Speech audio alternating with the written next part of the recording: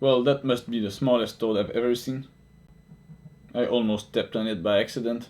I'm glad I didn't. It looks pretty nice. Welcome to my new show, Wildlife Adventures, where I go out for a day to record interesting creatures and talk about them. Today, we're in a small forest in eastern Canada, next to some power lines. We're not looking for anything in particular, but last time I was here in the spring, I saw a lot of yellow-bellied sapsuckers, a type of woodpecker. We might not see them today because we're in the summer and birds are great at hiding in the leaves, but if you keep your eyes open, you will always find something cool. When you walk in the woods in eastern Canada, you will often encounter squirrels. The one we just saw is an eastern grey squirrel. You can also see American red squirrels. There's a squirrel species also called the red squirrel in Europe, but they're not the same at all. The sad thing about the red squirrel from Europe, also called Eurasian red squirrel, is that they are being displaced by the eastern grey squirrel. People didn't care too much about ecosystems before the 20th century, and a lot of species got introduced in Europe because people thought they looked nice or for other reasons. Since the grey squirrel got introduced in the UK in the late 19th century, it has almost replaced the native species completely. Invasive species were also introduced in America and other parts of the world, but I'm sure we will get to talk about that in another episode.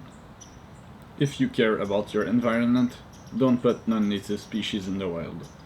Never let a pet you don't want anymore loose outside. Anyways, at this point, I had been trying to find some birds to record for the last hour, and I couldn't find any. I mean, I could hear them and know in which tree they were, but they were hiding from me. Sometimes, things aren't gonna go the way you want, but there's no point worrying about that. You just gotta move on. Since I was close to the power lines, I decided to go towards them, as I knew there was a lot of flowers under them, and you always find insects near flowers. Insects are easy to find and record, and some of them are really beautiful. I was setting up my tripod to film some daisies, some of which had insects on them, when I got startled because I thought there was a bee on my tripod. It ended up being a fly, and there's something pretty interesting about it. There's this thing in evolutionary biology called mimicry.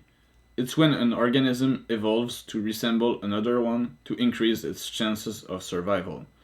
In that case, this fly, which is an hoverfly if I'm not mistaken, looks very similar to a bee or a hornet.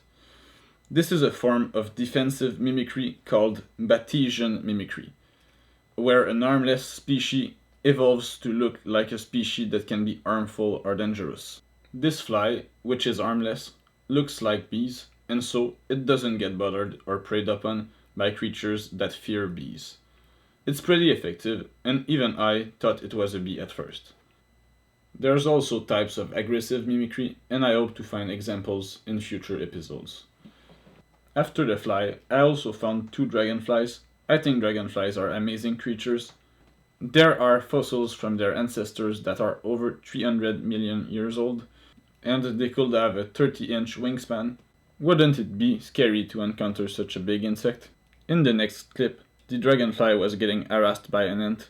I wouldn't do that if I was an ant, cause dragonflies are incredible hunters. If you've never seen one hunt before, you should try to find one. It's a sight to see.